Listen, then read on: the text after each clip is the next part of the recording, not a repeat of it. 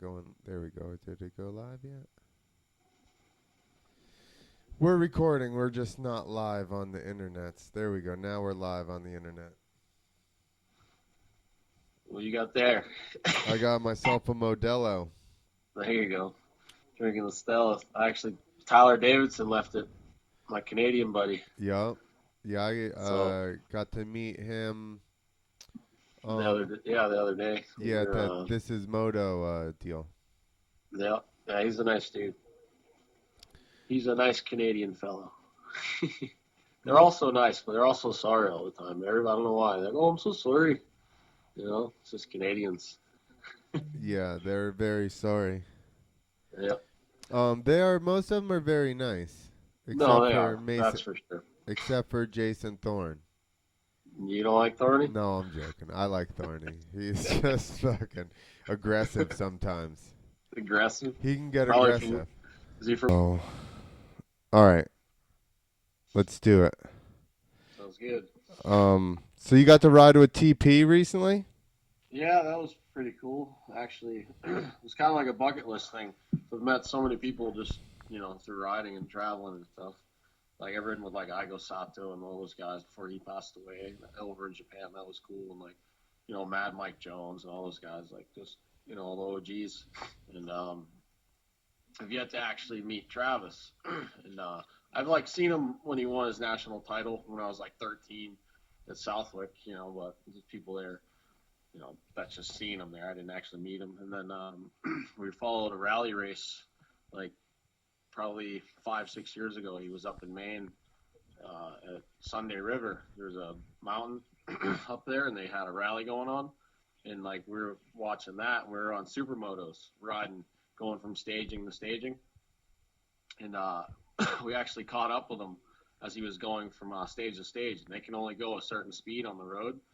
And I ended up starting to crank a wheelie next to him, and he gave me a thumbs up, and he actually remembered that, and it was kind of cool because it was a long time ago. But so I got a call from my buddy Tyler Tiffany.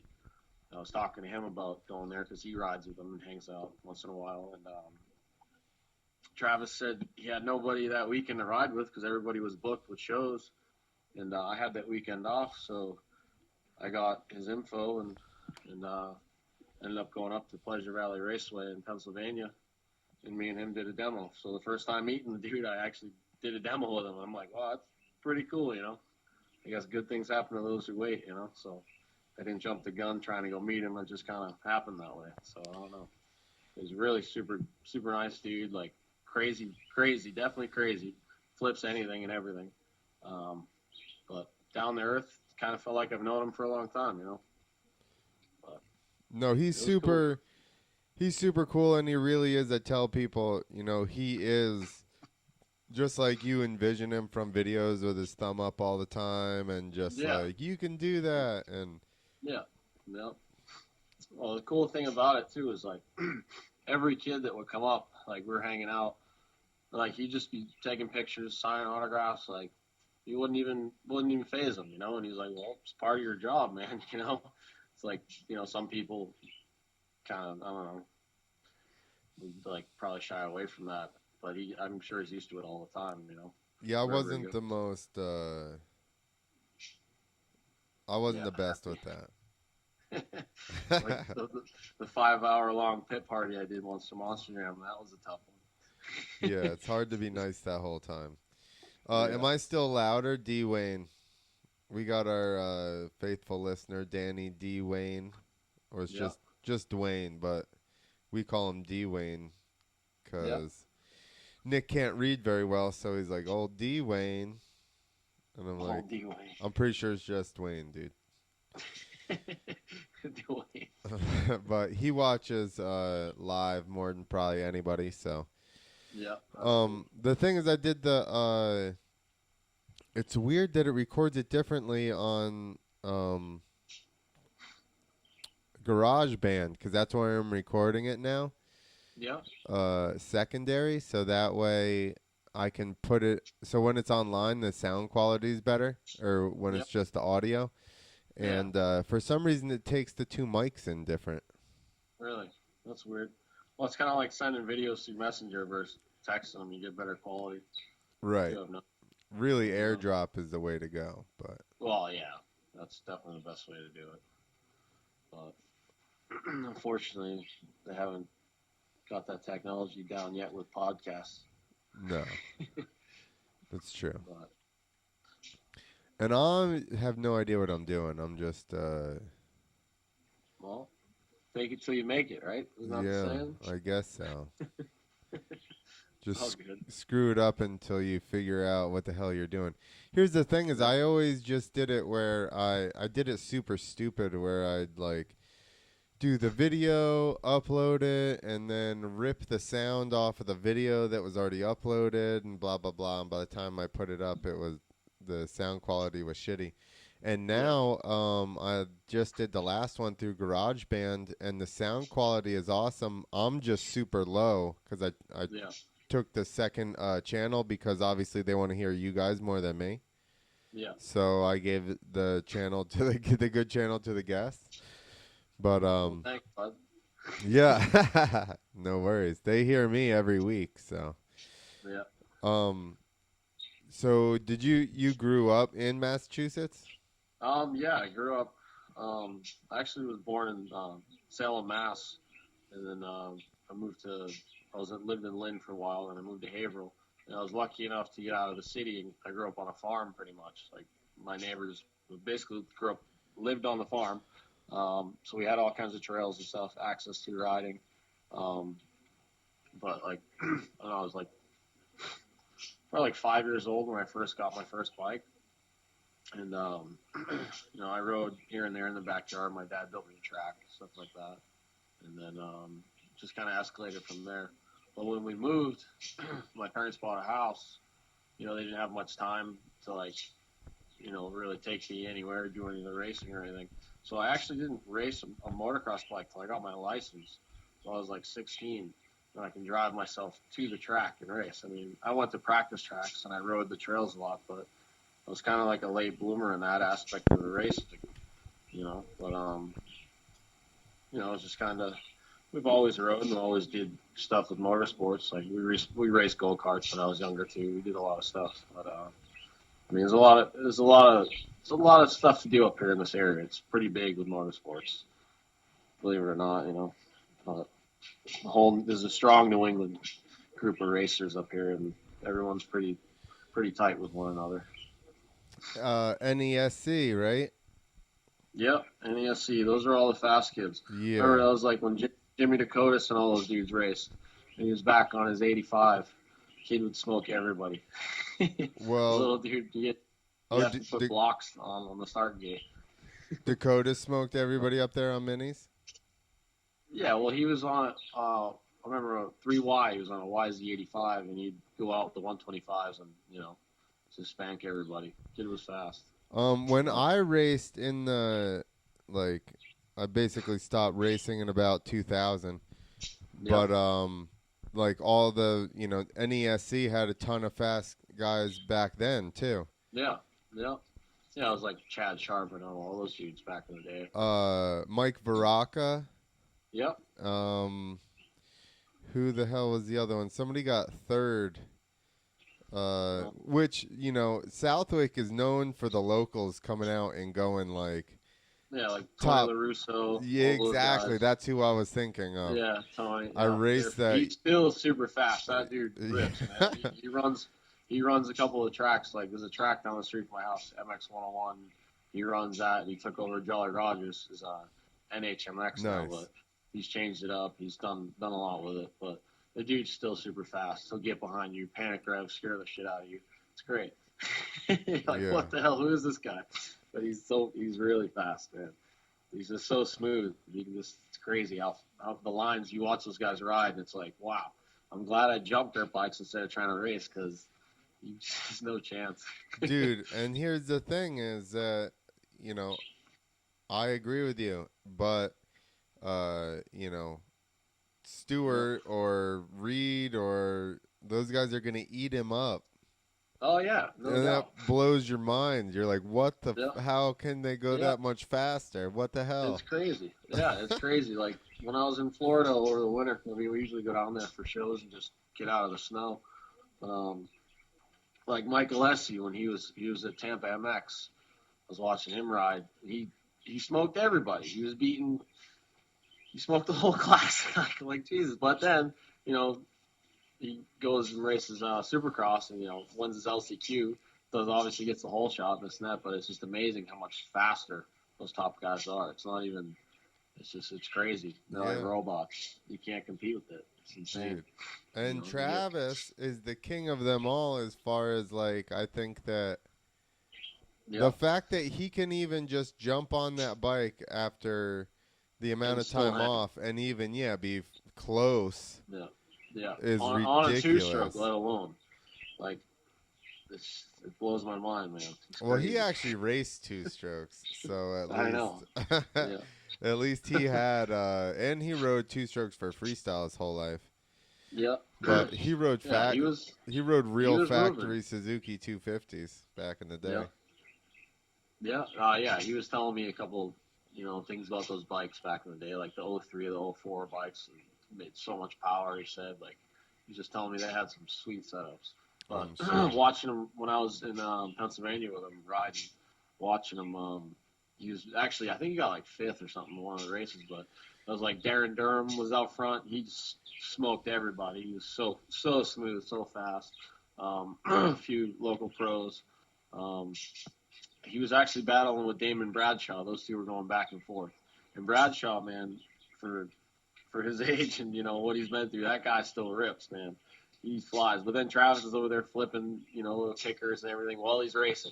He probably did like 5 flips during the race. It was like a 5-lap race to begin with. So I think he flipped every lap. He's just crazy. Like, I don't know, man. I don't know how he does it.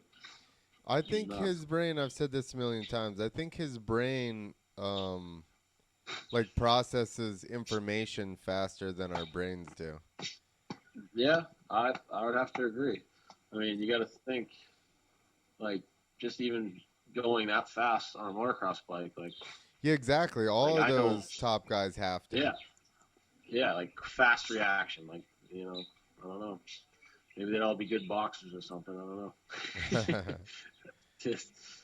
But I try to go as fast as I can. Get whiskey throttle, and you're gonna end up in the woods real quick. Well, that's fitness. That's not. Yeah, it's conditioning. Yeah, exactly. And that's what, like, Travis's thing is, like, as far as getting fifth and that stuff. I bet he would get, like, good starts or at least run with them for the first lap, right? Yeah, exactly. Like a 5-lap race or 6-lap race, what they were doing. Yeah, that's where he can definitely hang. I'm sure he can, when he trains, he can go a lot more, but, well, he's getting up there in age, 36 now or something like that?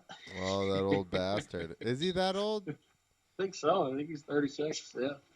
Yeah, he just turned 36, I believe. I'll be 31 in a couple weeks. I'll be 40 in like 2 weeks.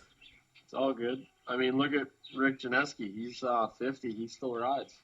He's going for it. It was like old Paul Smith. We've been talking, because Paul always wanted to do the oldest backflip at 50 years old. Unfortunately, it didn't happen with Paul. That kind of sucks. But for sure. Rick kind of wants to. We've been talking about it now with these airbag landings. I think he's gonna try to get it done. Be the oldest guy to flip a dirt bike. But we'll see. If he doesn't, maybe you can come out of retirement, Clint, and send one. I'm just turning 40 though, so I got 9 years. 10 more years left. Yeah, I'm gonna be way removed. I think that's when Rick started, man. Yeah, exactly. So did Paul. Paul got a dirt bike at 21 or something. Yeah. By 21, I was already thrashed, dude. I was already beat up. I'm smoked. Like, I'm so beat. Like I walked. Like me and my girl, she had a day off yesterday. We walked around. Like we go to Salem, Mass, because Halloween's like big around here. It's like thousands of people go, and I walked around for the day, and I was standing. I was just like I had to sit down. I couldn't stand anymore. Just standing up is like a task. Your body just does. Once you beat it and abuse it like that, it's rough, Dude, I worked construction today, or doing demo, and I'm it's rough, dude. It's rough. As long as it's weird, as long as you're doing something and your mind's occupied, you're fine. But if you're not doing anything and like that's when I feel like it starts to really start to settle Well, my in. thing is long durations. Like I can work out and stuff and be all right, but if I'm just standing for like hours and hours, then I'm Yeah. like, that fucks me up worse for some reason. Yeah. I could never do her job. She's a bartender. I'm like, yeah, I Yeah. couldn't stand it all day. The My only feet thing would be. is my if I had better boots, I got shitty boots, so I think that Yep. screws me up too. Yeah, and that's the thing too. Like, I think like all through my early 20s, everyone used to wear skate shoes, the flat shoes. I can't anymore. I have to Yeah. wear, I gotta wear nice, Nikes or running shoes or something, and it makes a hell of a difference. But definitely arch support and whatever. You start breaking your heels and your ankles and all that good stuff. You need So support. we're jumping off topic here, but old D Wayne said that he read Mike Alessi is racing a Yeah, two-stroke at Monster Energy Cup. is he? He said a YZ. Why would he race a YZ, I don't know. He's a Danny? Honda. Because yeah, exactly. Because that smart top Yeah, Honda team. But he yeah, said YZ 250 stroke with a 325cc engine kit. Maybe yeah, because they're still producing Yamahas. yeah. That makes sense. That's I probably. don't know though, but look at Roxon's sick friggin' bike, or even Hanson's Well, listen, DR. You listen. know, well, obviously Roxon Roxon's gonna get set up, but Roxon Danny, rode fucking McGrath's old factory 250, so that's not yeah. necessarily. Well, I know, That's not fair. crazy. They're built. I remember working. I used to work at Factory Connection, probably like 2010, 2009, when like Trey Kennard was still racing, and when he was on the lights, when he won his championship, and man, that's when I realized too, like you have no chance if you're a privateer. You just, I mean, go ahead, give it a shot, but the amount of like testing that goes into those bikes, and it's they make it so scientific, and they test everything, and it's like it's crazy. Like even just the suspension, as far as suspension goes, is everything in a bike. But like their motors, they'd have like factory motors, like shipped and waiting on the side. Like they had so many things that you wouldn't even like fathom that they can get their hands on. Yeah. Especially with the two strokes back in the day. It's like it was pretty cool to see all that stuff. But Um, I rode for for like Empire Racing. It was called. It was Suzuki's Arena Cross team. The year I was there, we had yep, John Dowd, and yep, they had like just motors and boxes. You know, yeah, that's how it is. just Yep, extra motors and ones, boxes. fucking Yep, chilling. just sit there, you pop one, throw another one in. Yeah, exactly. I was like, damn. It's crazy, man. But if you want to play, you got to pay. That's how racing goes. Yeah, for sure. Do you snowmobile? Occasionally, here and there, we'll mess around. But honestly, um, which is good so far, is that we've been busy with dirt bike riding that I haven't really had time to be in the snow. I snowboard too. I didn't even go once last year because I was down south, which is a good thing. But Yeah. occasionally we'll mess around. Um, uh, I've had just beater sleds basically, or borrowed my friends. I have numerous friends that go up north and they do all the backcountry stuff. I'm like, oh, you want to borrow my sled, this and that. I'm big to not really do that because I swear it's a curse every time you borrow something from somebody. So it's motorcycle, dirt bike, It whatever. Something breaks. happens, like Yeah. regardless, like that's just how it is. Something breaks. So I don't know. I really don't do it as much as I used to when I was younger, but you know, really don't like the cold. Yeah, you you know? and me both. Yeah, I'd rather be riding my dirt bike, to be honest with you. But it is fun. What I'll do, I usually just stud up and go on the ice. Ice riding's pretty fun. We'll do that for a while, if we're not riding snowmobiles, because if we don't get much snow, the ice is always good, and then that's always a good time. We get a bunch of people out there racing pit bikes, or I'll stud up the 450, take that out, and Yeah. do some laps, but the main thing is trying to keep yourself busy during those months where it's dark, cold, and shitty out. So whatever you can do to stay happy and have fun, Do you get the real ice spikes, or do you just put some chintzy screws in your We just do tires? the gold studs. I mean, you know, if you're gonna take it serious, yeah, you're gonna spend some money. Um, those tires are expensive. The screws are pretty gnarly.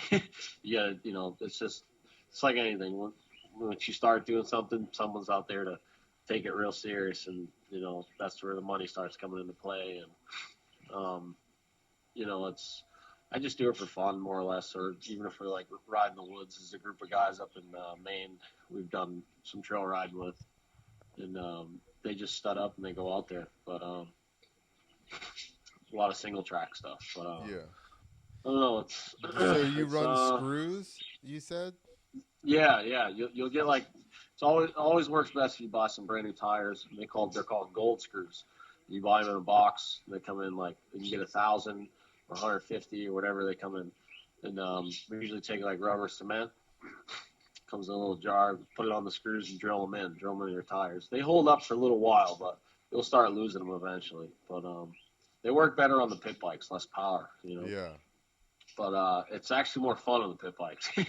You can slide around, bash into each other. It's a good time. It's just like any time you pit bike racing. But you usually get freaking hurt in the damn things, But it's just nature of the beast. Little bikes, you're gonna get hurt. You're gonna get wrecked. That's just the nature of the type of person that. Yeah, that's true. Every time I've ridden pit bikes, man, I've gotten beat up, bruised, battered. It's fun, but you just they're not meant to be taken to that level, but we do it anyways.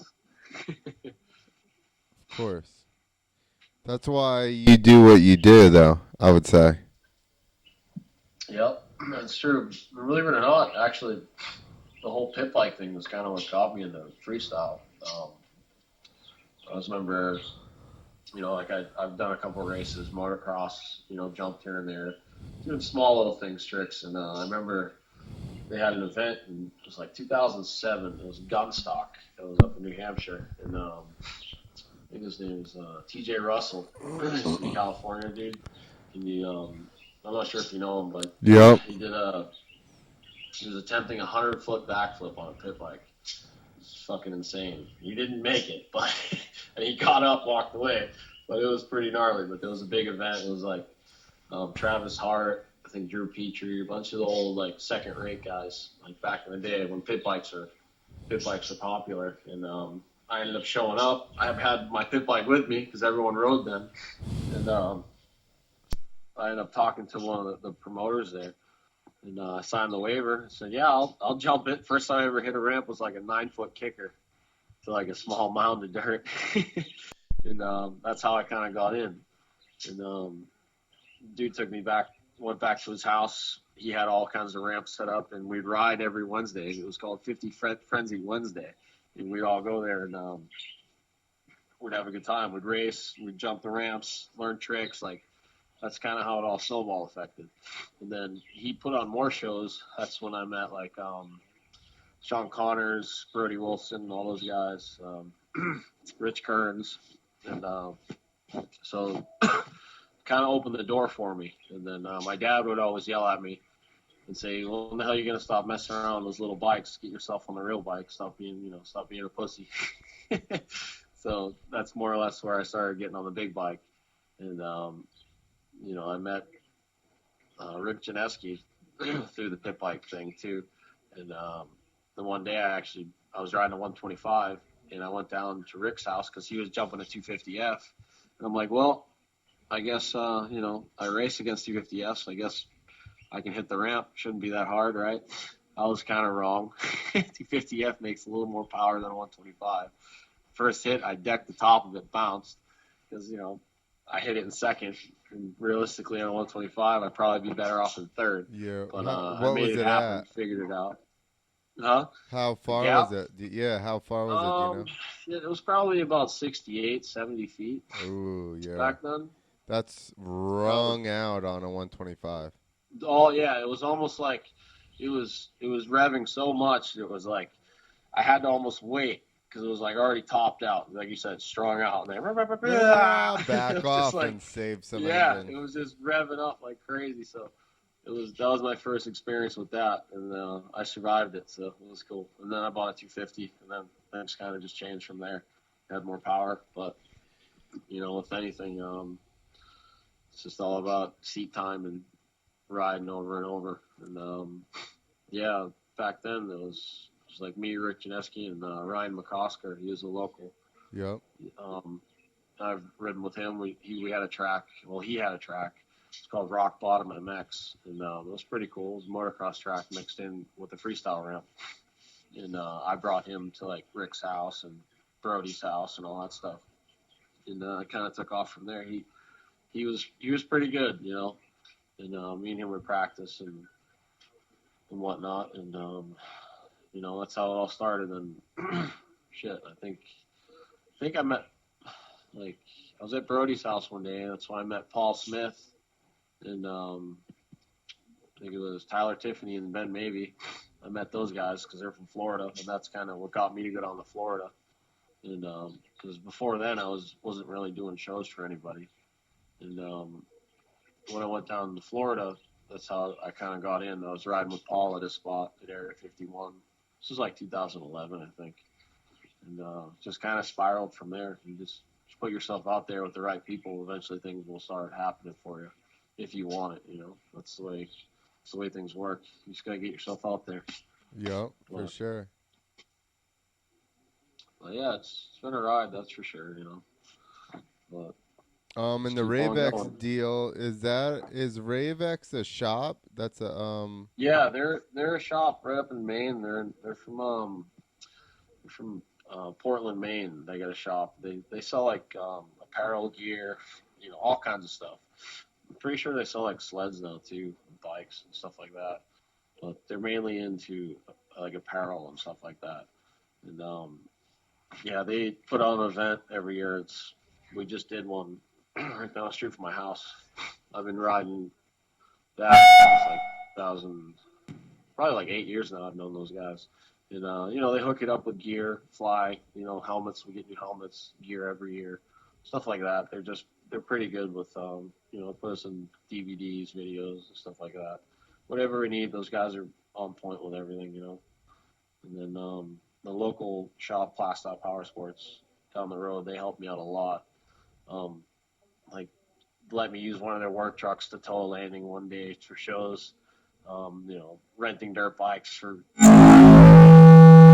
like they're definitely probably the number one support of people around here, you know. But that's good. It's definitely good to have a good support group and backing you and this stuff. Because you know, it's tough. It's tough to do it without support. That's for sure. Yeah, 100%. I just had some feedback issues here. I hope I didn't deafen anybody listening. Yeah, I heard it. I'm like, fuck, trying to figure out my sound issue here. I should probably not do it while the show's going on. It's all good. Somebody just got hearing aids because of that. Danny Dwayne, did that just deafen you? No. Yeah, it affected my dog too. She's mean mugging me. Dude, I got a big ass speaker next to me that plays into another mic, and it was so loud in here. Yeah. Oh yeah, I heard it. So it must have been. That's cool. Sorry about that, everyone. Yeah, that's sweet. And they did they promote those shows, or is that like fair shows? They do. They promote.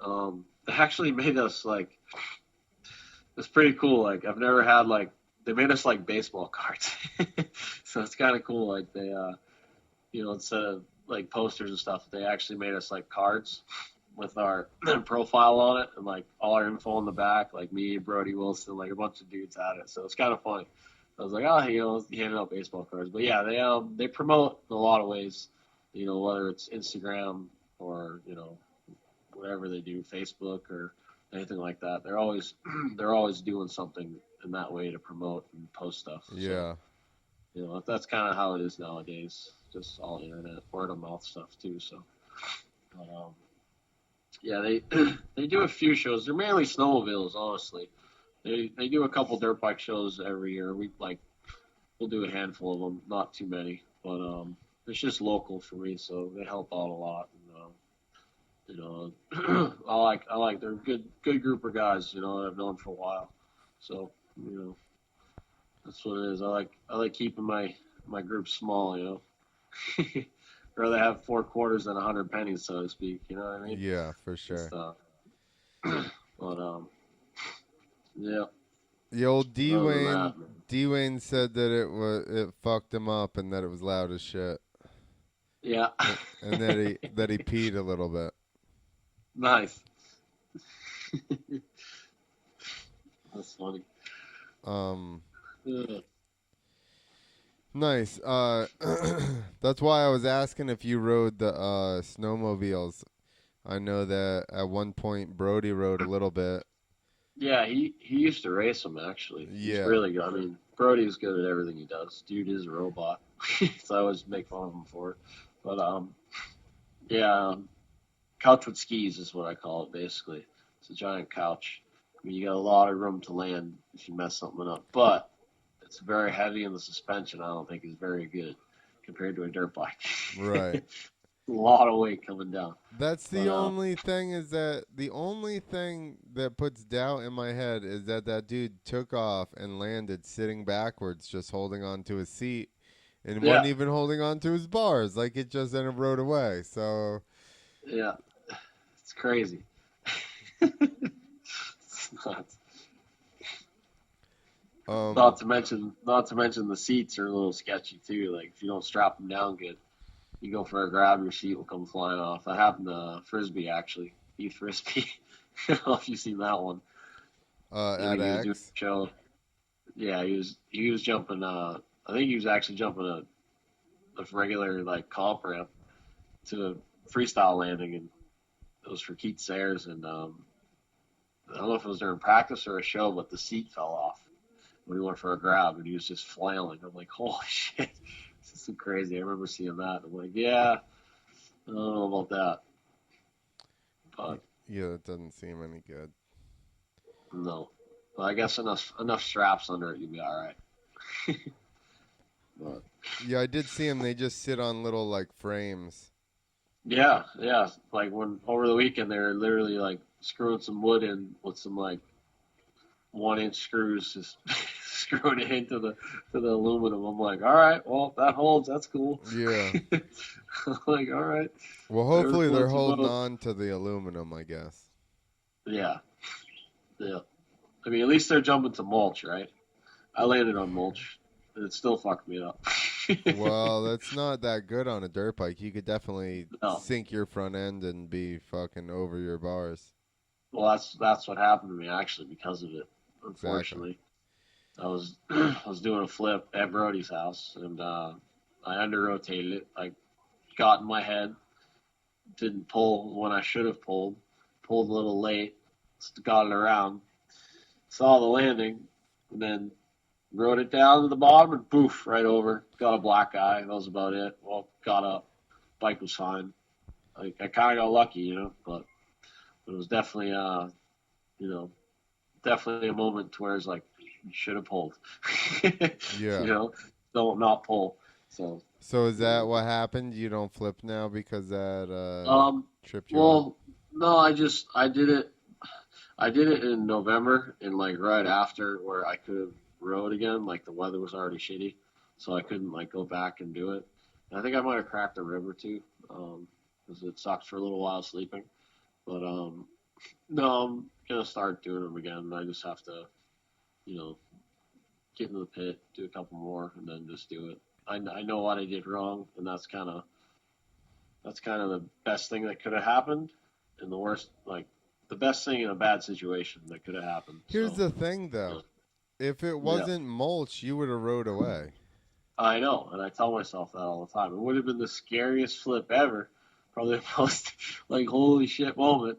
But and I've done them millions of times in the pit, but there's just something about it when it comes to dirt where you got to shut your mind off and just do it. Yeah. And it's the easiest, hardest trick to do. Yeah. But once you do it, and I used to do them all the time on pit bikes. Like I've done them to portables and everything, and like it didn't really phase me back then. I broke my leg once, but that's because of the conditions. It was wet and whatnot. But Um, I over rotated one. I pulled too hard, thinking I was slipping, but other than that, I was fine. Um, Actually, Sean Connors helped me out with that one. He helped me in the ambulance. That was kind of cool. That was an expensive ride down the road. Yeah, you don't take the ambulance if you don't No, if don't it's get in the ambulance. No, unless but it's absolutely necessary. They took me a mile one time in New York and it was like $1,500. yeah, yeah. That's all. That's all I want. It's like I $1,000. was It's like, like, come on, my dude. God, I could have Yeah, walked there. I wasn't that fucked up. Like, crazy, man. It's crazy, but this is what it is. It's all part of it. yeah. Yeah, so that was just the conditions grabbed you. Dirt would have been fine. You would have just Yeah, I would have been. I would have been. I would have been scared, going, "Holy shit!" Pull a little bit harder next time. who's But got yeah, a I probably would have been fine. you know somebody with an airbag landing up there that you can go to. I'm actually getting one soon, There you so go. that's a no-brainer. Once I get one of those, it's gonna be done. So Yeah. I probably honestly I hate the foam pit. If anyone's ever jumped in them, they understand. They suck. They beat you up. They're rough on your body. Yeah, people are they're always good. like, I'll do it into a foam pit. And I'm like, listen, jump in that motherfucker like two Yeah, times and yeah. then And tell then me tell how me how you gung feel. ho you are. Yeah, they're like, I'll try whatever into a foam pit. I'm like, all right, Yeah, you you think land so? on your head once or twice and you'll be like, Yeah, okay, it's still yeah. real. It sucks, man. I think the worst situation I had was one time I did like under rotate a flip, but like because normally you want to kind of over rotate one in the pit so you land back tire or perfect because it's going to throw you forward. And I rotated one to where I went front tire first, and the bike just looped on top of me, and my legs were trapped under the bars. I was like scorpioned out, the bike on top of me, just pouring gas on me, and I'm like, oh, I can't move. Like I'm fucked.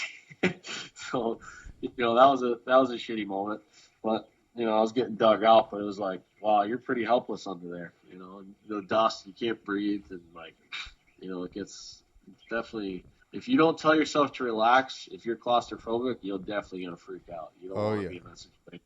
So you just tell yourself to relax and and try not to tense up. And just then if the bike's wide open, that's sketchy too. Who's pit, you know. Brody's? Well, it was actually Rick Chinesky's. We had one in Connecticut. He made one, and the walls were Blocks? just Blocks pallets or basically. scraps? It was all scraps. That's It was a why. couple blocks, scraps. It was everything. It was like it was like a family of raccoons living it and shit. Like there's like turds in there, probably snakes, I'm spiders, sure. whatever. But coming in so scraps you want to come in hot or Yeah, at least be to your wheels because like you said it's going to spin you forward, but like if you're in a yeah, regular block one, you yeah, can coming in under is almost better cuz yeah, you kind yeah, of like your bike like blows through them like different. yeah, It's weird. yeah, But yeah, yeah, scraps you definitely got to get around all the way otherwise it's a shit show. yeah. And another thing too is never let go Never at let any go. time. Never let go of your bike, no matter what. That's why Even if you're going into foam. yeah, I mean, unless you're like can definitely get away from it and know you can jump to the side, but because the bike will attack you. Well, it's like shooting a gun, right? If you Yeah, pull the gun in really tight to your shoulder and it doesn't have any extra room to like gain yeah, momentum, it's good. It's the same thing yeah, with your bike. As soon as you separate from your motorcycle, well yeah, then the things you guys are on the same trajectory. yeah, So yeah, it's gonna follow your ass right in, or you're gonna follow it in. It's one or the other. yeah. That's why even that's even a concept. Like even if you're over jumping or something, or you don't think you're gonna make it, people bail. Always stick with it, man. Whatever suspension you can get on that impact, you know. Like look at what's his name in Straight Rhythm. It was riding. What the hell's his name? I can't think. Volan? No, freaking Catanzaro. Oh, yeah. EJ. Yeah, when he did that fucking Huckabuck Superman. If he would have bailed at that moment, he would have been so messed up, man. Like he's lucky he stayed, got back on the pegs, Yeah, and it for sure. shot him to the. So like those are the moments where some people will like hit the eject button, like always stick with it, unless you know, like say worst case scenario, you're gonna backside a portable landing and you know your body can make it to the downhill, but your bike's not. Then that's a situation where you bail, but.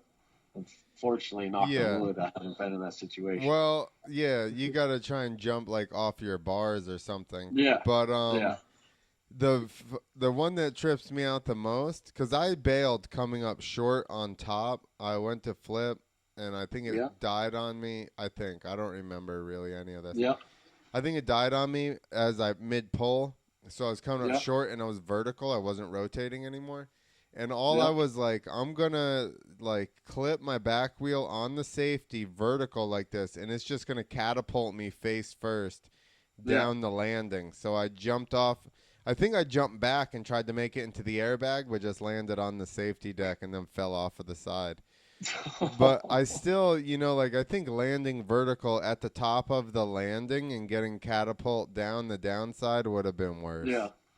yeah, yeah. It's hard to tell, man. I mean, I guess if you get up and walk away from any situation, you did the right thing. I did not. I did not. No, They no. they Oh yeah, stretchered me out of the place. yep. So you did So do the right thing. it's debatable. Still. I've had a close call like that. It was actually on Connor's Landing, the one him and Kuzi made, and that thing has got a few people because it's the safety was really high. It wasn't flat. It was steep, Yep. and my bike actually blew up on me. Ooh. I heard like a ping, and this was after I got home from Japan, and I already bought a piston ring, everything from it. But we did like 4 months straight of riding every day, so I'm like, shit, I gotta rebuild my bike when I get home. But I had one show. I'm like, I'll get through one more show, the famous one more, and Yeah. and I turned, hit the ramp, and it was like I was in first gear, just like whoa, bogged out. I went, oh shit, clipped the back of it, put a huge dent in my rim. I'm surprised it didn't blow the back tire out. Rode down the landing, but like I couldn't believe it. I was inches away from disaster. I landed, stopped. I went to start the bike again, and it just locked up. I went, holy shit. Damn. I was like, that was probably the most scariest like moment ever. Like, and the bike was running great up until that point. Did So, you see but Beckering? Did you see Beckering's posts? no, I saw no, I didn't see it. I He saw That he's hurt. it's bad. Yeah, I saw it. Yeah, I think Ray Bennett posted something. I didn't see it. Yeah, so he was riding a 450 Yeah. and did a whip, and then while he's panic revving it to bring it back, the motor blows and he just gets stuck sideways. Oh, fuck. Jesus Christ. Yeah. Yeah, it's scary, man. And you think too, like, it sucks when it's a vehicle like motor problem or anything like that. When it's not your actual problem. That's the scary part. Well, You always that's got to check your stuff, man. dude. You know. Well, I don't. Who the hell knows? Like, if that thing even gave a warning, but Yeah, they normally don't. yeah, They a normally lot of don't. times they don't, and Yeah. that's what I started at the end of my career. Yeah. I started tripping out about mechanicals more so than me, like, Yeah. doing something, just like something shitting out on me at the worst possible time, which I guess happened. So maybe Yeah. that. Yeah. But I mean, I I've think. even seen Dan go riding out of like we had to ride out of the arena basically and turn around in the Yeah. tunnel, and he comes Yeah. and right before he gets to the ramp, Yeah. he slams on the brakes. His chain fell off like 30 feet before Oh the man, takeoff, or the master link broke. that's bad, dude.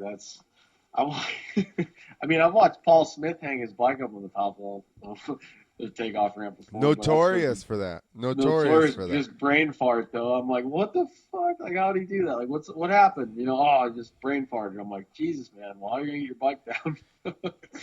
Yeah, But dude. I bet you I've seen him do that 10 times, or yeah, just like have to like go and then go bro Yeah, off of the end, or yeah, stop on it, or hang his front wheel up. Like I literally have seen him do it probably at least 10 times.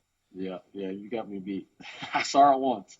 I'm Dude, like, oh man. yeah. And he was so calculated with everything too, man. He was just how he was. But He did that he, once in a arena in Ottawa, and yep, somebody like turned and walked or something like on the side, and then he yep. jumped off of the ramp and he started yelling at that person that they Oh fucked him yeah, up and all this oh shit. yeah.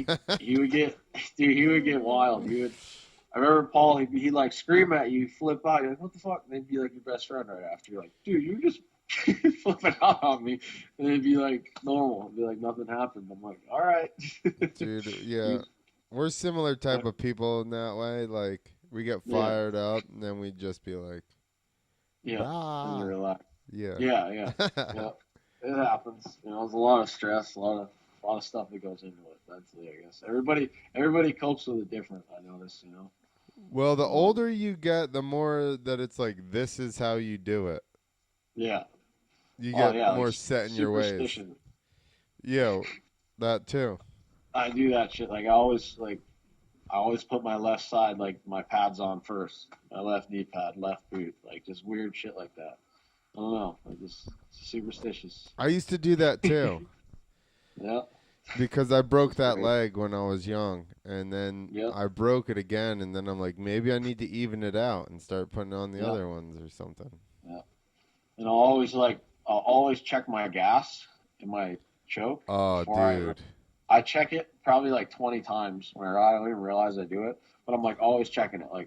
It's fine, but I always is like preventive maintenance. But then when I get on my 450 fuel injection, there's There's no no petcock. like yeah, no nothing. I'm like, oh, all right, well, Dude, I did different. no shit. I did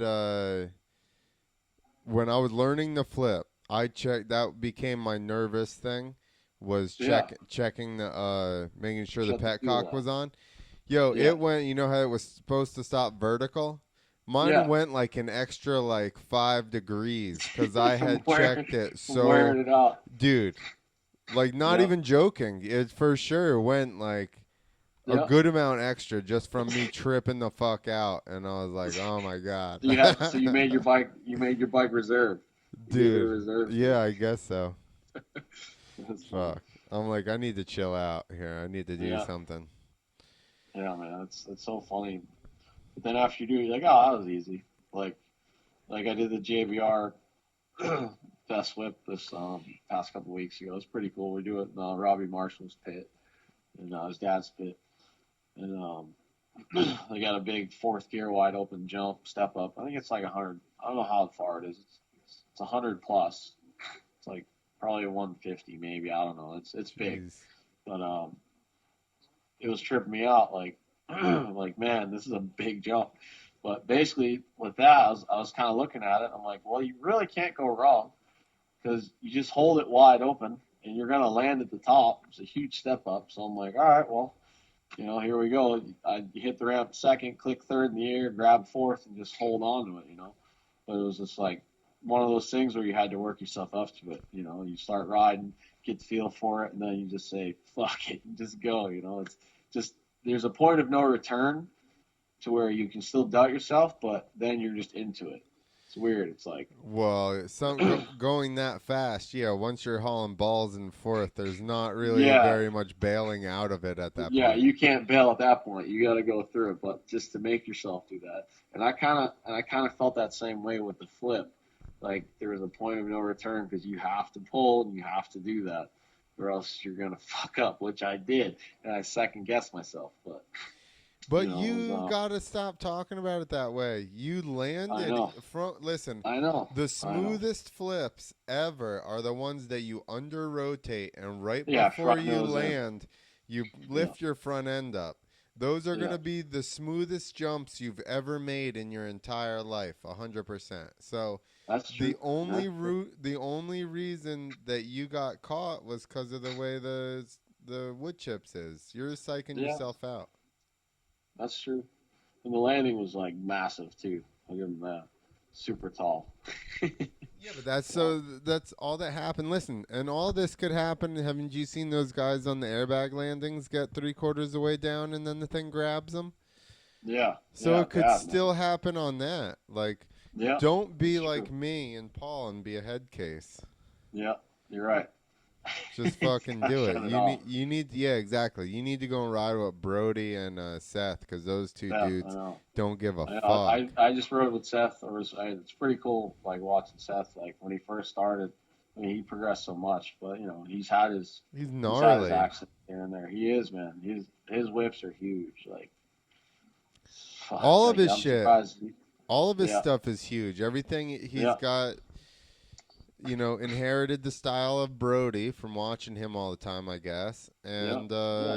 He lives 5 minutes, not even 5 minutes down the road. I think so it's like a mile.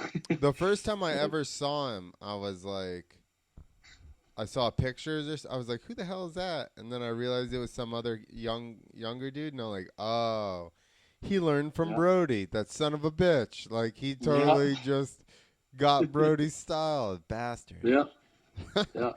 He's like his little doppelganger or something. Dude, do But you remember back in the day? There was Doug Parsons, and then Miles yeah, Richmond came along, and yeah, he Milo. was. It Yeah, was I the remember exact Milo. same way. Miles Yeah, was like yeah, Parsons too, and that's yeah, like how yeah, fucking Seth is. yeah. Yeah, I remember going to all those IFMAs and shit. Actually, I have a hat signed by Miles Richmond. All those guys. It was I think that's when Renner was riding them too back then. Miles sat in that seat that you're in right now Yeah, on the show. yeah. I'd like to It's pretty say cool that, too. but it's untrue because uh, there's no seat that they sat in. Well, they sat in whatever seat they own, so it's like whatever. Yeah, yeah. You know. I know. They had the hot seat. I remember that. I Hot never got seat. to sit in the hot seat. No. Yeah, because you get someone like Brody come along and just destroy all your hopes and dreams. I went first, and they were like, "Nah, we're not gonna let you sit in there." Yeah. No. Well, it was cool though. It was big back in the early 2000s. I remember watching like you guys with FMX East. I'd watch those videos like religiously, because it was cool. Like it was always West Coast guys or the Terra Firma videos, or you get Travis and all those guys. But to see like the local like up and comers, that aren't like big names, when YouTube started coming out and all you guys posted those videos, that was sick. I used to watch all that shit. That's how I kind of knew everybody. We'd follow it just from you guys. It was like you, it was Jason Rowe, all those guys. It was cool, man. Yeah. You guys definitely influenced it. I hear that from a lot of like Jared Armstrong and who else? Greg Hartman, I suppose. Yeah, Garrett Alf. Those guys are yeah, like, dude, we used to come home from high school and watch your shit. When I went to yeah, Mexico City, Eric Ruiz, yeah, yeah, he was probably yeah, like 12, and he comes up to me, and he doesn't yeah, speak any English, and he starts yeah, saying lines from he like starts rattling stuff off, and I'm like, what is this kid talking about? And I realized then he starts yeah, saying names. He's like Greg Hartman, yeah, Casey Higgins, blah blah blah, and I'm like, yeah. Brody Wilson, yeah, then I realized he was naming off names like that, all the people that were in the videos, and I was like, oh yeah, damn, dude. And then he ended up yeah, being really good, and I'm like, whoa, that's yeah. crazy that they watched Yeah, that he was shit. killing it on a 125, man. That kid's super flexible. I remember watching all his videos too. He's nuts. Yeah, but that's super cool. Like when I hear later, that people were Yeah. that into it, and What that else? Yeah. No, it was cool, man. I liked it. Yeah, you guys were down. A lot of stuff was filmed in, you guys would go to Durham Town, stuff like that. That's where everyone wanted to go. Oh, Durham Town or wherever. Everyone was hanging out riding and shit like that. yeah. Well, that's It was what we kind were of like the trying to back. influence. Just Yeah. a good time in riding, other than being in California, because that's what everything, or Nevada or whatever, because that's Yeah. all that was represented. Yep. Yeah, it was showing what the East Coast had potential wise.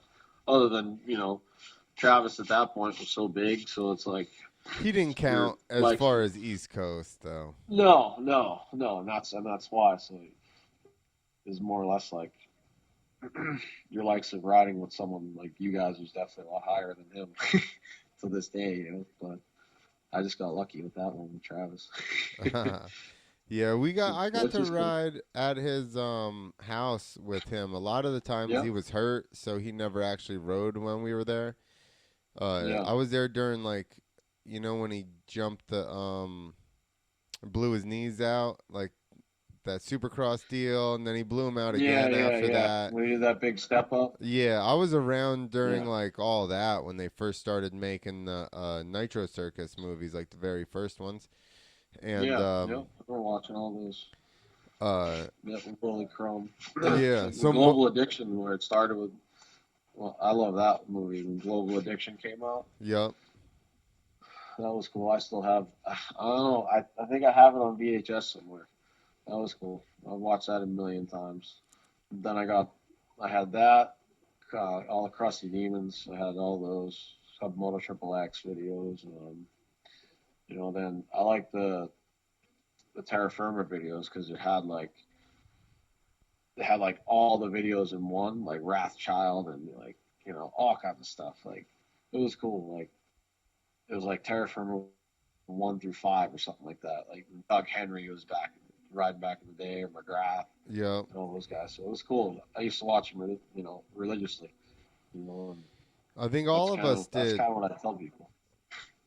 Yeah, yeah. I think anyone has actually kind of done something with dirt bikes. I guess you kind of have to. It's got to be like a sickness or a disease. You're addicted to it at some Yeah, point in time, at some point in your life.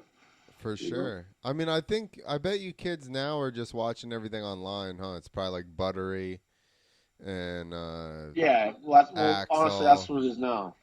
Yeah, all Axel. I mean, you see kids now, and I think they just want to be kind of like that. They all want to make the videos or try to ride like Axel or like. I don't know. It's different. Kids nowadays. But it's funny we're saying that because, like you say, you're turning 40 and in my 30s now, so it's like it's completely different. Just even the music in the videos and how everything was like back then or to it is now. Everything's changed up. I mean, it's the same, but it's just different style. Which it's got to be. Things always change. You got to keep rolling with it. You know, but Yeah, for me, sure. I just stick to myself and do my own thing here and there, and really not too much with the internet. But it's just who I am. I really don't have time, honestly. I'm always busy. You don't But watch dirt bike videos on the internet anymore? no, I do. I actually, I'll I'll go on YouTube and just stream it to my smart TV. There you I'll go. do that. I still obviously watch the videos and stuff. They're pretty sick, obviously. Like I watched what was it, the moto videos they just had, like Yeah. what was it, This is I Moto, forget the what they one that we call it. just went and saw. Yeah, yeah, this is, yeah, real moto. It's all the real moto videos, the real moto edits. I Ah, watch all yeah. those. So those are pretty sick. But I watch like the old two-stroke videos of Carmichael, stuff like that. Like I like search old James Stewart videos, stuff like that, where he's like still amazingly fast and still blows your mind watching his old stuff. But, but other than that, yeah, occasionally I rather I don't know, I rather just really been on the road so much. I really don't have time, honestly. Like unless we get in a hotel, I'll sit back and watch a lot of stuff, a lot of comedy. Watch like a lot of Joe Rogan or Joey Diaz comedy stuff too. Yeah. Just I switch it up once in a while. But it's relatively within motorcycles, funny shit, stuff like that. But Sure. try to stay out of politics nowadays. Just, once in a while, I think it'll bring you down. For That's the sure. problem with TV. I don't really. That's the main thing. It's always this, that. It's like I don't give a fuck, man. you know. to a certain degree. I mean, you got to care to a certain degree, but Yeah. I think they just made it way too popular. I don't know. Everybody wants to be a politician now, I guess. And A in lot my of eyes, a lot of people get I've too never, wrapped up into it, and you can't really affect it that much. So it's like, what are yeah, you devoting so much time to this that you have like a negligible amount of influence on? yeah, no, it's true. And it's funny. It's like realistically, they're just voicing opinions and what they think, and realistically, like you're not doing anything about it. You're not out there. It's like if you're gonna talk about it, be about it, and I'm big on that. So Well, and a and lot of people just talk. I like too when they're like, Yeah, oh, Matt Damon or Ben Affleck, like so and he's an actor. What the fuck does that got to do with anything? He's not a politician, yeah, nor does yeah, he, yeah. nor is he Like, any smarter than anybody. He pretends to yeah, be other people really well. Like, yeah, yeah, exactly. who cares? Yeah, I mean, it's just crazy to me. The real people in this world are the ones that are busting their ass day in and day out. The locals. The people you see every day out there actually making a difference. Not somebody that's you know made their millions being an actor. Right, exactly. They just have powers to be able to get on TV and do stuff like that. Exactly. They Try get to be an seen by a lot of influencer. eyes, but other than that, Yeah, but, but yeah. Other than that, I mean, that's why dirt bikes are cool. Like just tonight, like no matter what's going on, like I rushed home, jumped on my dirt bike and did a few laps. I got a track up behind my house. A couple of my buddies run it. My buddy Troy, he called me up. He's, "Oh, you coming riding?" Probably about a half an hour of light left. I said, "Yep." You run in, grab my bike, gear up, go out there. It's just kind of a good, you ride right from the house. de-stressor. Yeah, which is great now. You Yeah, can ride right sick. from my house. I could actually, I've always been able to ride from my house, which is kind of cool. But back then I'd have to, hide from the cops, wait for them to drive away, or getting chased by the game warden, stuff like that. It's just he just starts sending tickets in the mail at that point. But it was you live and you learn. When you get older, you don't have to be dealing with those people anymore, and you know. But when you're younger, you got nowhere to go. You're just trying to ride. It just kind of always blew my mind how they would go out there and just bust your balls. It's like, don't you got something better else to do, man? Like, we're out in the middle of nowhere trying to have fun, do the right thing. I'm not by myself. I'm with my buddies. We're riding. It's all private property. It's like, get out of here. you know? But, they just, That's the no, they issue want is they are out in the middle of nowhere and they don't have anything else better to to do. do. Yeah, Yeah. exactly. And to harass people. I mean, I can see, like, like certain sand pits in my area. Like, kids will go out there burning cars, doing shit like that, causing mayhem. Or somebody gets hurt, liability. Everybody's sue happy nowadays too, and that's the problem. Someone gets hurt, liability this, liability that, and it just ruins it for everybody. All Well, it takes is one bad apple to ruin the bunch. yeah, and You know. because everybody sues. Yep. But and that's the good thing about riding freestyle is that man, you can basically all the places you think you would never be able to ride, you end up riding your dirt bike there. Yeah, I've definitely ridden a bunch of cool places where I was like, Yeah. "This is awesome." Yeah. It's like so cool, man. You would never think. But yeah, well, it's like a show my buddy TJ does in Orlando. He rides right in the middle of the streets, jump between buildings and stuff like that. It's Yep. pretty cool. But, but yeah, let's just figure out a way to do it without having rather getting paid than paying tickets. Yeah, for sure. Which is good. On a positive note, too, the kids look up to you, so it's cool. Yeah, if they only knew, right? Yeah, they only knew what actually went into it Well, behind the scenes. they really knew what type of people we were. Yeah, That's probably yeah, more so. Are well, you drink, obviously. I seen yeah. you Here and had there. something posted about people smoke and you ride. We're both getting high. And Yeah. I was like, is he straight edge? But then I was like, no, I thought at that movie you were having beers. Yeah. No, I was drinking. No, I'll drink here and there. I mean, I got asthma, so that's another thing kind of affected my racing, which freestyle was kind of like a good thing for me to do. Is like my breathing sucks, so I really don't. Occasionally, I'll smoke here and there, but you know, nothing much. Just once in a while. But even drinking, I'm kind of moderate with it. I've done a fair share of that when I was in my early 20s, and I hate having hangovers, and they're way worse now. The older you get, they suck. So, 100%. Hangovers have definitely they've definitely slowed it mellowed down. me out. Yeah, for sure. So, I don't know.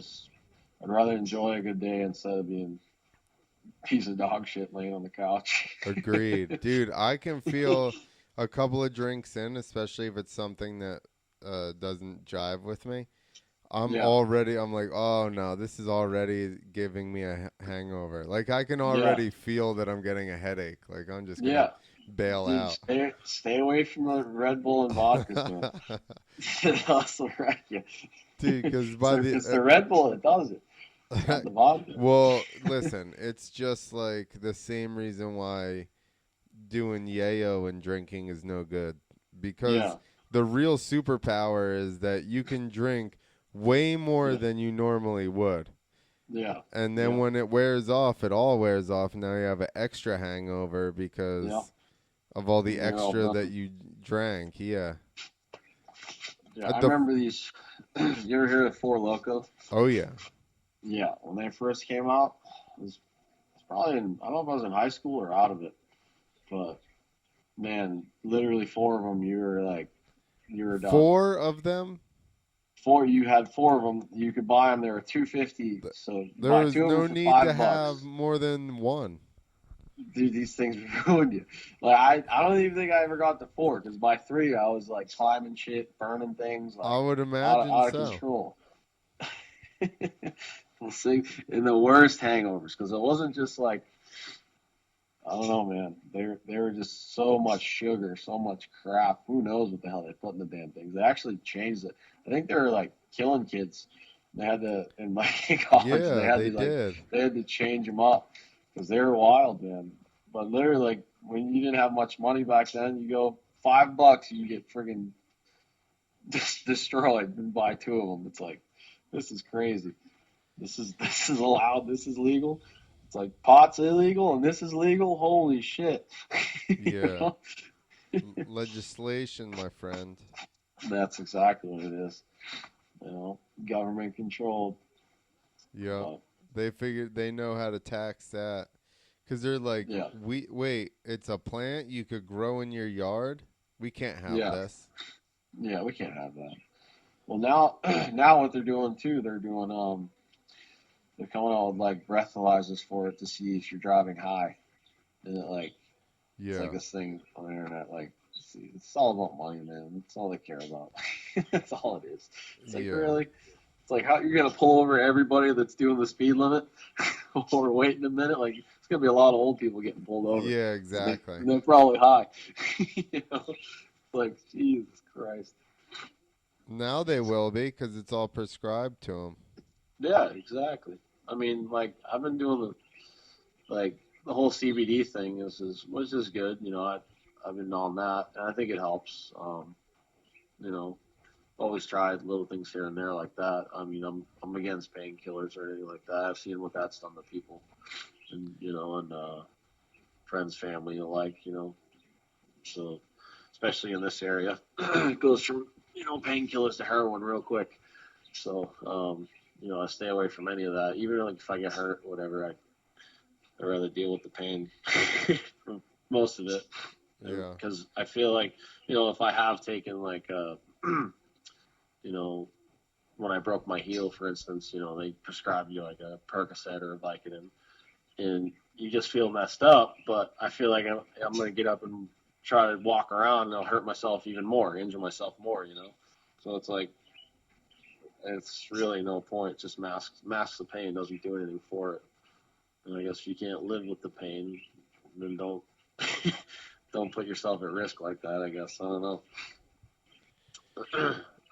I usually took them as prescribed for the first week, and then I would taper myself off.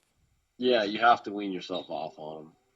But I just and honestly, they're making me sick too. I get like nauseous, then you get constipated as hell. Yeah, that's for sure. Can't deal with that. Can't deal with that. You're probably better off that they make you nauseous. Yeah, yeah, exactly. Because I mean, especially obviously, with our industry and what we do, there's a lot of people that it's gotten a grasp of, Yeah, for sure. But that's just how it is. But, Um, Danny D. Wayne points out that Fresno Smooth is on YouTube, yeah, and he said something's like Boone's Farm, cheap ass wine. I joked it had a bail bondsman phone number on the bottle. They should have had bail bondsman sponsor Four Loco, and they could have in each region. it was all set. They, dude, they still. I mean, they're still out there. They should still do it. They're still strong as hell too. I haven't had one, but you just look at them. I saw one for It was like 14% on it. I'm like, Jesus, man, they're still going strong. Yeah, I think Nuts. they tuned down the energy piece of it, not Yeah, necessarily the alcohol. yeah, I think it's yeah. You're right. So it's not like you're on meth running around. It's crazy. Shit Exactly. was nuts, man. But yeah. But All right. besides that, I mean, I guess that's how you kind of learn. You learn your limits. Yeah. You can push Yeah. yourself. Well, that's anything, right? Yep, You know that's what they true. say, you don't know how fast you can go until you crash or have been passed. Yep, that's true. Then you go, oh, maybe you should back it off. Yep. You know what always scares me the most? Like, have you ever been let it like a girl or something that's never really had an experience with like a bad crash or anything, like ride your dirt bike or ride a four wheeler ATV or do something wild, like, and you realize the risk in fact like involved, but they don't understand it because they've never been hurt before. Like, I don't know how many times I've been like at a party or somewhere and I've seen like like a bunch of chicks on a four wheeler like ripping. You're like, oh my god, no helmets, nothing, like just almost kill somebody, almost die, and I'm like, holy shit, like, do you realize what could happen to you right now? Like, those are the limits that they push. It's like, Dude, and like you said, that's people that have no idea. They're going way too fast for their skill level, but they yeah, have never. It's so, like so scary. I say the same thing about skydiving, right? Like Yeah, yeah, skydiving has a risk that is unrealized by 99% of people that skydive. yeah, yeah, Otherwise, guess what? yeah, You wouldn't skydive again. yeah. It's true. It's crazy, man. It's nuts, but it is what it is. It's just it's all part of life. It weans out. That's how it weans out. The week. Yeah, dude, life is like learning from mistakes, and it's just whether or not that first you that mistake you made is you're able to recover from. Yeah, You know, some people their first mistake, boom, they die, and then that's that's it. guess Yeah, what? Game over. You didn't get to learn from that mistake. yep, it's true. I mean, that's why I don't own a street bike. I mean, I own a supermoto, but I see these kids when I used to work at the dealership. They come in, 16 years old, want to buy a friggin' 1000. I'm like, dude, what have you ridden in your life? A 10-speed bicycle? Like, you want to buy this? Like, you shouldn't even be allowed to sell it to them. I'm Yeah. like, fucking, it's crazy, like, I always tell people, like, go ride a dirt bike, go break a couple bones, get a little bit of fear or respect for it, and then buy something like that. But even then, like, just knowing, like, I've lost a lot of friends to the street bikes and stupid shit like that. And, like, it's not really you, it's the other people on the road, man, that will get you, you know? So It's too I easy to felt it go fast on them. way too easy. Like, really, 100 miles an hour in first gear, like, come on. Exactly. How You do know? you do 35 miles an hour when the bike will go 100 in first? Yeah. Like, come So, on. yeah. So it's crazy. But I don't know. And people always come up to me like, you've got it. You definitely are doing shows like, oh, you guys are crazy, you know, oh, you're this and that, you know, like, oh, how do you got some big balls or this and that. It's like, dude, you ride a motorcycle on the road, well, you're just as crazy, if not crazy, Yeah, you for know. sure. I mean, I'm no exception to that. I mean, I do crazy shit. And I've, done wheelies, and me and my buddies who are, our early 20s, whatnot, all bought supermotos, and we've all done that, and we all lived. Fortunately, we've had close calls, whether we're running from the cops or stupid shit like that. But you got to learn to know that you can't push your luck forever because it's eventually going to catch up to you. Yeah, So, if you can get in, get out, do it. But you keep doing the same old shit, it's going to catch up to you eventually. You know? 100%. I told people that about riding, I'm like, they're like, Yeah. you've been hurt a lot. And I'm like, if you measured it against the amount that I've jumped or ridden, I really haven't been hurt that much. As Yeah. you crank the numbers up 1,000-fold, Yeah. you're Yeah. gonna have some, you're gonna have some issues. Yeah. Yeah. You just gotta prepare yourself. You just gotta be well calculated and understand that you're not invincible, and that's the main thing is understanding it. 'Cause there are people out there that like, and unfortunately, the friends that did pass away, those are the ones that always weren't the best at riding, or those ones always like, whoa, man, you gotta slow down, or don't do that. You always had to always had close calls. Because they weren't calculated in that way, and it's a shame, but it happens. But it sucks when it happens to the best. Like, for instance, Paul Smith. Dude was the most calculated dude you ever see, but he had his head case problems. Did you get caught once in this game and then, That's it. that's why I think it's funny people are like, with these racers, oh, Yeah. how could they do Monster Energy Cup, this and that? They could get hurt, but training all day every All the time. day, you could Yeah. get hurt. Like Yeah. so, a Yeah. guy like that can't have that in his head at all. No. Like even you're right. Like even today when I went to ride, like most of my accidents when I've been hurt is on a motocross bike, like riding motocross or just practicing at a practice track. Stupid shit, like you know, trying to go faster here or jump this or that, like not even thinking. Like even today when I was riding, I was like, well, you're going overseas soon. Don't get hurt doing something stupid. If you're not riding your dirt bike, like as a business, don't be doing it so you can risk hurting yourself. But you got to kind of shut that off and just go with what you know and just, because if it's going to happen, it's going to happen regardless. Yeah, But you have to go into it not being afraid of that happening. You have to go into it with a mindset is like, well, just don't push yourself here and there. If you don't feel it, don't do it.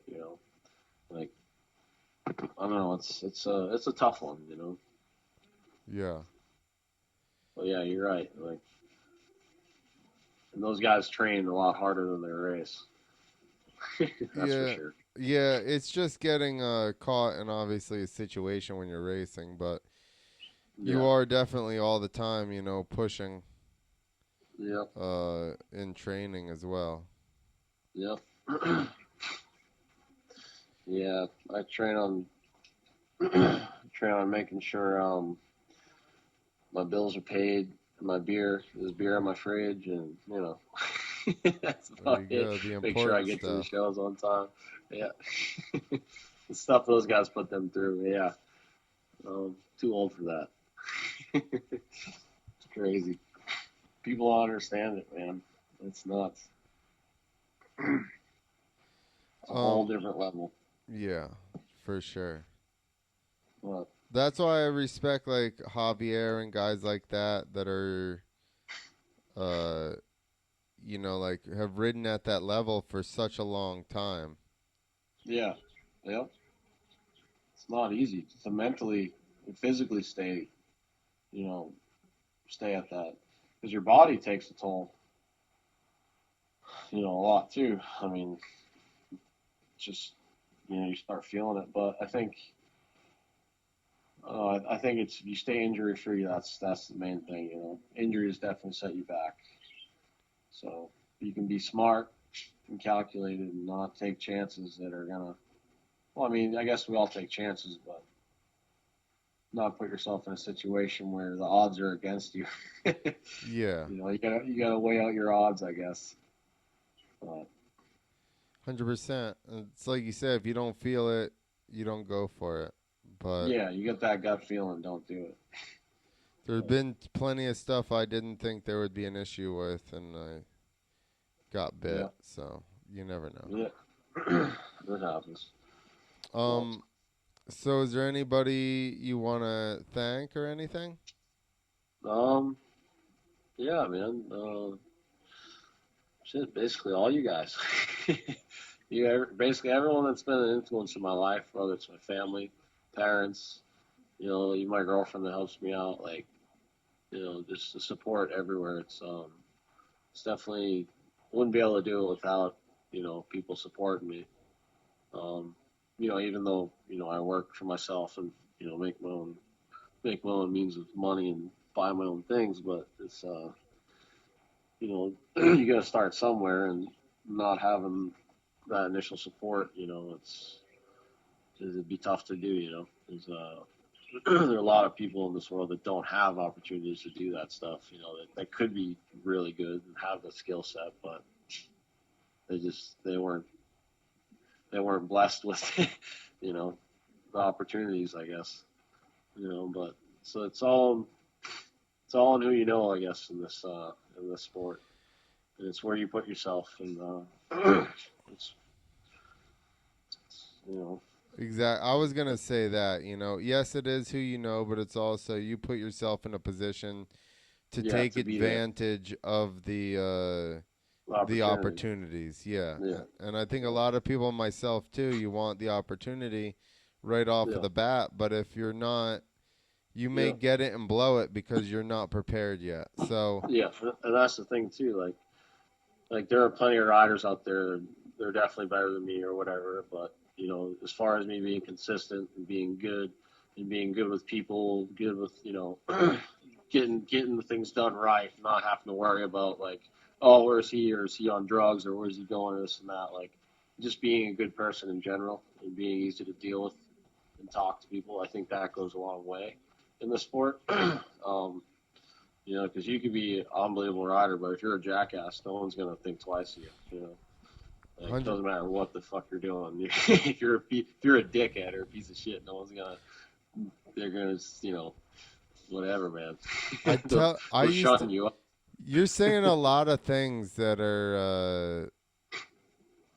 I've said for a long time. Like I've told Yeah, in different ways. I've told people a lot that like you're not as good as Adam Jones, so you can't be that no, big of an asshole. yeah, You better just be nice because you're not that good. All right. yeah, yeah. It's true. It's, It's I true, man. I've Like there's always definitely there's always someone bigger and badder, but everyone's got their own style and their own unique way. And the I have things I can do on a bike that most people can't, and there are other things people can do that I haven't, tried to do or put myself in that position to scare myself yet. yeah. but but I mean, realistically, it's how you are with people, and because that's what we ride dirt bikes, but in this atmosphere, we're entertainers, and that's exactly what we are. People say it's not a job, it is a job. We're entertainment. Yeah, If you take it as a job in that aspect of it, you can make it. That's listen, if you're making money off of it and yeah, it's your job and you need to yeah, pay attention to a lot of these kids are like, "Oh, I ride dirt bikes. Fuck it." And I'm like, "Listen, To the rest of Yeah, the world, you're some guy fucking around on some little kid's toy. yeah, You and realize that's the that? thing. Yeah, and that's the thing too is like I think kids nowadays don't give a shit about it. They just want to make it how many likes they can get. You know. Well, and people started doing it when I was, you know, still in it, like trying to get chicks. And I'm like, listen, it's not worth it if that's your whole goal. Yeah, yeah, It's totally yeah, not. You're working exactly. the wrong way. You better Yeah, really want to do this, and then maybe you'll get some yeah, chicks because of it. yeah, But you're not yeah. gonna just No, get in it for that. That's that's not just gonna. that just in reality that just gives you more headaches in the long run, anyways. You can only juggle so many before it starts catching up to you. That's true. That's why I didn't get that good at riding. I didn't need more women to. Mess with you. That's But right. no, it's definitely helpful to find one that does support and does help. But yeah, like you're saying, the whole aspect of riding. You know what's funny though too? Like maybe that's how it was back in the day, but nowadays I don't know if it's because we're getting older or what, but I don't know. It's not what you think it would be. Like What? like when you go to all these shows and stuff, it's mainly for kids. You do Monster Jam shows or jumps. They're all little kids there with their parents or the mom. Maybe there's a single mom or something. I don't know. Yeah. But but realistically, you know, there's not. You wouldn't think it would be like like maybe back like in the Krusty Demon days of the shows and there's girls and this and that. Yeah, but nowadays it's just entertainment. We're just another You're show. Like you're on the you wrong know, coast. yeah, yeah. Maybe you got to go to California. Yeah, it is. Listen, I've been to shows in Arizona and California, and it's way It's more way different. talent. Yeah. Yeah, yeah. That makes more sense. But Here it's just little kids with their parents. I know that's Monster Jam for you. Yeah, exactly. But All yeah, right, but I dude. mean, what's up? I was just saying, all right, we've done an hour and a half, Yeah, and I no, gotta keep talking. get ready for work in the morning, unfortunately. When do you get up to go and do detail your cars? It all depends really. It's mobile, so it's basically whenever they're, I kind of can work around other people's schedules, like if they're at work and whatnot. But tomorrow I gotta pack, get ready. I gotta go down south, so another show to do this weekend coming up. So I'm doing bike work, preventative maintenance, oil changes, check on my spokes, stuff like that before I roll out. Where are you So going for the show? I gotta go to South Carolina. I got property down there, and then I think the show's like right in the area.